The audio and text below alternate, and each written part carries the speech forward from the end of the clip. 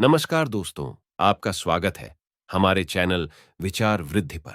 बिस्तर पर बैठकर भोजन करने से क्या होता है, जानिए। यमराज ने चित्रगुप्त को बताया रहस्य।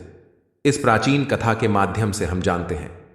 दोस्तों, एक बार यमराज और चित्रगुप्त यमलोक में बैठकर बात कर रहे होते हैं। तभी चित्रगुप्त यमराज से पूछते हैं, हे प्रभु, किस कारण से मनुष्य की अकाल मृत्यु होती है? कौन से मनुष्य को संतान सुख नहीं मिलता है?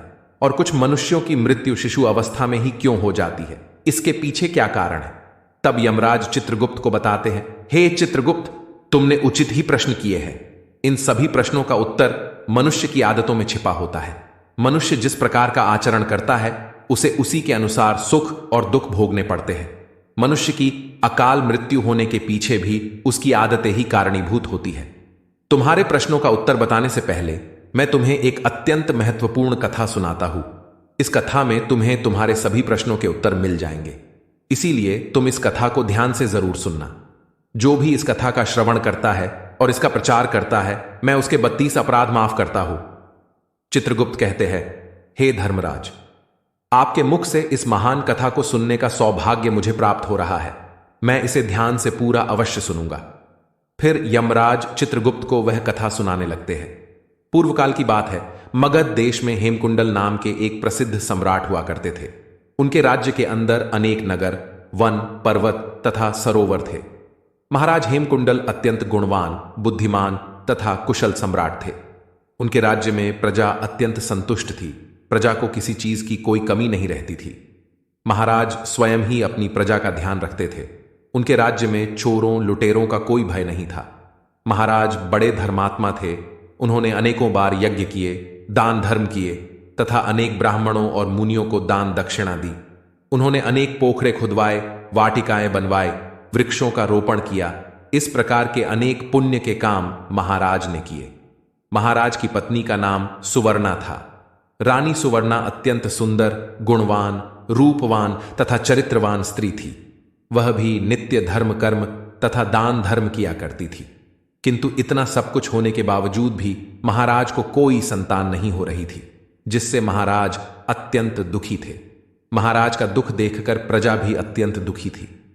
फिर एक दिन महाराज अपने राजमहल में बैठकर इस प्रकार से सोचने लगे, किस पाप के कारण मुझे पुत्रहीन रहना पड़ रहा है? मैंने ऐसा कौन सा पाप किया है जो मुझे इतना बड़ा दंड मिल रहा है? अब मेरी इस समस्या का हल केवल मुनि वशिष्ठ जी ही कर सकते हैं। इसीलिए मैं उनके पास जाकर इस समस्या के लिए उपाय मांगता हूं। फिर महाराज अपने रथ में बैठकर मुनि वशिष्ठ जी के आश्रम पर जाते हैं। वहां पर मुनि वशिष्ठ जी ने उनका स्वागत किया और उन्हें बैठने के लिए आसन देकर पूछने लगे, हे राजन, आज किस कारण से आपका हमारे आश्रम पर आना हुआ? कहीं आपने संन्यास तो नहीं लिया है? महाराज मुनि से कहने लगे, हे मुनिवर, ऐसी बात नहीं है। आज मैं आपके पास एक शंका लेकर आया हूं। मैं अत्यंत दुखी हूं। केवल आप ही मेरी इस शंका का समाधान कर सकते हैं। मुनि वशिष्ठ कहने लगे, हे राजन, भला आपको किस प्रकार का कष्ट? आप तो इतने बड़े राज्य के सम्राट हैं। आपके मन में जो भी शंका हो, आप निसंकोच होकर पूछिए। मैं अवश्य आपकी सहायता करूंगा। फिर महाराज हेमकुंडल कहने लगे, हे मुनिवर, मेरी कोई संतान नहीं है। किस पाप के कारण मुझे संतानहीन रहना पड़ रहा है? संतान के बिना मेरा उद्धार कैसे होगा? मेरे राज्य का उत्तराधिकारी कौन बनेगा? कृपया आप मुझे बताने की कृपा करें, किस कारण से मैं संतानहीन बन गया हूं और मुझे संतान प्राप्ति के लिए क्या उपाय करना चाहिए? फिर मुनि वशिष्ठ ठीक है कहकर अपनी योग शक्ति से महाराज के पूर्व जन्म को देखने लगते हैं और महाराज से कहते हैं, हे राजन, आपको संतान सुख न मिलने का कारण आपके द्वारा पिछले जन्म में किया हुआ पाप है।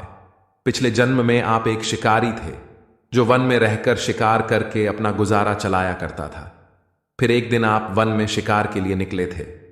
उस स्थान पर एक गाय अपने बछड़े को दूध पिला रही थी, किंतु आपके द्वारा अनजाने में ही उस गाय को बाण लगा और वह गाय घायल हो गई। उस गाय को घायल करने के कारण ही इस जन्म में आपको पुत्रहीन होने का श्राप मिला है। इस बात को सुनकर महाराज बहुत दुखी हुए और मुनि वशिष्ठ जी से प्रार्थना करने लगे, हे मुनिवर, इस पाप से मुझे कैसे मुक्ति मिलेगी? कृपया आप मुझे इस पाप से मुक्ति का उपाय बताइए। फिर मुनिवर कहते हैं, हे राजन, इस पाप से मुक्ति के लिए आप गायों की सेवा करें, इसी से आपको मुक्ति मिल जाएगी।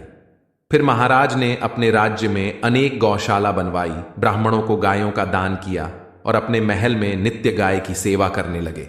महाराज और महारानी अपने महल में नित्य गाय की पूजा और प्रदक्षिणा करने लगे और नित्य गाय को भोजन कराने लगे। इस प्रकार से अनेक दिनों तक गाय की सेवा करने के कारण महाराज को एक पुत्र रत्न की प्राप्ति हुई, जिससे महाराज अत्यंत प्रसन्न हुए और उन्होंने उत्सव मनाया। महाराज उस बालक को बड़े लाड़ प्यार से पालने लगे, उसकी हर इच्छा और मनोकामना को पूर्ण करने लगे। किंतु कुछ ही दिनों के बाद महाराज के जीवन में दुख के बादल फिर से छा गए। जब महाराज का वह पुत्र 16 वर्ष का हुआ तो अचानक एक भयानक रोग के कारण उनके पुत्र की मृत्यु हो गई। पुत्र की मृत्यु से महाराज शोक में डूब गए और सब कुछ छोड़कर वन में महाराज वशिष्ठ जी के आश्रम पर पहुंच गए। वहां पर जाने के बाद मुनि ने महाराज से पूछा, हे राजन, किस कारण से आप शोक में डूब गए हैं? वशिष्ठ जी ने अपनी दिव्य दृष्टि से सब कुछ देख लिया और महाराज को उनके पुत्र की अल्पायु में मृत्यु होने का कारण बताने लगे। हे राजन, आपको पुण्य के कारण पुत्र की प्राप्ति तो अवश्य हुई है, किंतु आपके पुत्र के दुर्व्यवहार के कारण ही उसे अल्पायु में मृत्यु का सामना करना पड़ा है। आपके पुत्र ने सदैव ही बिना स्नान किए बिस्तर पर बैठकर भोजन किया है। जो मनुष्य बिना स्नान किए भोजन करता है उसकी आयु क्षीण हो जाती है। जो बिस्तर पर बैठकर भोजन करता है उसके शरीर में रोग आदि उत्पन्न होते हैं और वह भी अकाल मृत्यु को प्राप्त होता है। इस प्रकार के वचन सुनकर महाराज अत्यंत दुखी हुए और वहीं पर रहकर मुनि की सेवा करने लगे।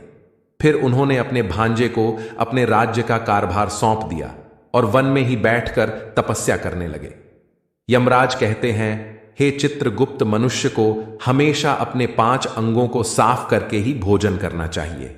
दोनों पैरों को तथा दोनों हाथों को और अपने मुख को जल से अच्छी तरह से स्वच्छ करके ही भोजन करना उचित होता है। इससे मनुष्य के शरीर से रोग दूर रहते हैं और व्यक्ति दीर्घायु बन जाता है। यमराज कहते हैं, भोजन शुरू करने से पूर्व उस भोजन के लिए भगवान को धन्यवाद देना चाहिए और संसार के समस्त प्राणियों को भोजन प्रदान करने की प्रार्थना करनी चाहिए। इस प्रकार से अन्न देवता को प्रणाम करके भोजन करने से मनुष्य को कोई पाप नहीं लगता है। यमराज कहते हैं, जमीन पर बैठकर भोजन करना ही श्रेष्ठ होता है। बिस्तर पर बैठकर भोजन करने से मनुष्य के शरीर में रोग उत्पन्न होते हैं और उसकी आयु कम हो जाती है। शास्त्र कहते हैं कि दहलीज पर बैठकर भी भोजन नहीं करना चाहिए। यमराज कहते हैं, 3 प्रकार का भोजन मनुष्य को नहीं करना चाहिए। जिस भोजन के ऊपर से कोई पैर रखकर चला गया हो अथवा कोई व्यक्ति भोजन को लांघ कर गया हो, ऐसे भोजन को कभी खाना नहीं चाहिए। ऐसा भोजन अशुद्ध हो जाता है। ऐसे भोजन को पशुओं को खिला देना चाहिए। दूसरों के द्वारा लांघा गया भोजन खाने से मनुष्य की आयु कम हो जाती है और उसके शरीर में भिन्न भिन्न प्रकार के रोग उत्पन्न होते हैं। यदि भोजन में बाल निकल आता है तो ऐसा भोजन त्याज्य हो जाता है। यदि अन्न में बाल निकलता है तो उसे ईश्वर को कभी प्रसाद के रूप में नहीं चढ़ाना चाहिए और ना ही स्वयं खाना चाहिए। ऐसा भोजन प्रेतों को प्राप्त हो जाता है। यमराज उसे कहते हैं, दूसरों के लिए परोसा हुआ भोजन भी नहीं खाना चाहिए। जो मनुष्य दूसरों का भोजन छीन के खाता है अथवा किसी को बिना दिए ही स्वयं उस अन्न का उपभोग करता है, उससे देवी अन्नपूर्णा रुष्ट हो जाती है। भोजन सभी में बांटकर खाना चाहिए। दूसरों के हिस्से का भोजन करने से मनुष्य के पुण्य कर्म नष्ट हो जाते हैं। शास्त्रों के अनुसार दिन के समय में मनुष्य को उत्तर की ओर मुख करके मलमूत्र का त्याग करना चाहिए। यदि रात्रि के समय मलमूत्र का त्याग करना हो तो दक्षिण की ओर मुख करके करना चाहिए। मलमूत्र का त्याग करते समय हमेशा अपने सिर को ढक कर रखना चाहिए। किसी भी पेड़ के नीचे, कुएं के पास, नदी के किनारे के पास, गौशाला के पास, देव मंदिर, अग्नि के पास तथा शमशान भूमि के पास कभी मलमूत्र का त्याग नहीं करना चाहिए। शास्त्रों में कहा गया है, खड़े होकर भी मलमूत्र का त्याग नहीं करना चाहिए। इससे शरीर में रोग और विकार निर्माण होते हैं। इसके साथ ही पूरी तरह से निर्वस्त्र होकर भी मलमूत्र का त्याग नहीं करना चाहिए। चलते चलते कभी पेशाब नहीं करना चाहिए, इससे जीवन में दुर्भाग्य आता है। जूते पहनकर, छाता लगाकर भी मलमूत्र का त्याग करना अनुचित माना जाता है। कभी भी किसी स्त्री, गुरु, देवता, मंदिर और पानी की तरफ मुख करके आकाश में ग्रहों को देखते हुए मल मूत्र का त्याग करना अनुचित होता है। रात्रि में चंद्रमा और अग्नि की तरफ देखते हुए भी मल मूत्र का त्याग नहीं करना चाहिए। इससे जीवन में दुख और संकट आते हैं। मल मूत्र का त्याग करने के बाद उस भाग को स्वच्छ करना चाहिए तथा अपने हाथों को भी जल से शुद्ध करना चाहिए। मल मूत्र का त्याग करने के बाद किसी दीवार पर साफ नहीं करना चाहिए, इससे पशु के रूप में जन्म प्राप्त होता है। मल मूत्र का त्याग करने के बाद उसे अच्छे से ढक देना चाहिए और उस पर मिट्टी डालनी चाहिए ताकि कोई पशु उसे खाए नहीं।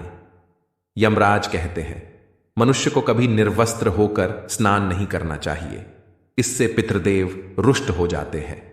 पितृदेव रुष्ट हो जाने पर मनुष्य अपना सब कुछ खो बैठता है।